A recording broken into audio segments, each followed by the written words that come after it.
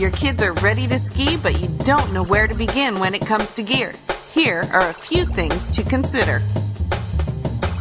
Equipment has changed a lot in the last 5 years, and even especially in the last 10 years. But even in the last 5 years, there's been major progression. A lot of the rental shops are now carrying some of this new technology that maybe has early rise, or what you would call rocker. It makes turning a ski much easier. It makes controlling your speed easier. And this stuff is trickling down now into the kids' skis as well. Also into the snowboards. Snowboarding has gotten a lot easier. So I know some families, we have skiers, we have snowboarders.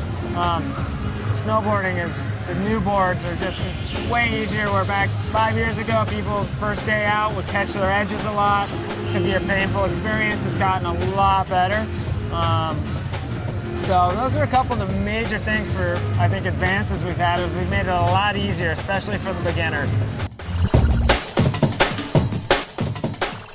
So what's the most important piece of equipment? Sizing is really key, especially in the boot. You know, the boot is the most important piece of the whole setup.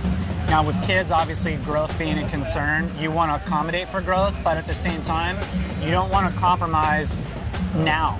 Okay, so you want some room for growth, but the boot has to be very supportive on the foot, okay? Because that's going to make or break the whole deal. Now I know what you're thinking. Your kids are growing like weeds.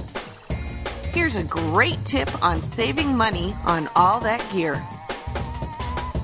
I think the most common thing to do would be a season lease. A lot of shops, especially in the resort areas, would offer season lease programs for kids.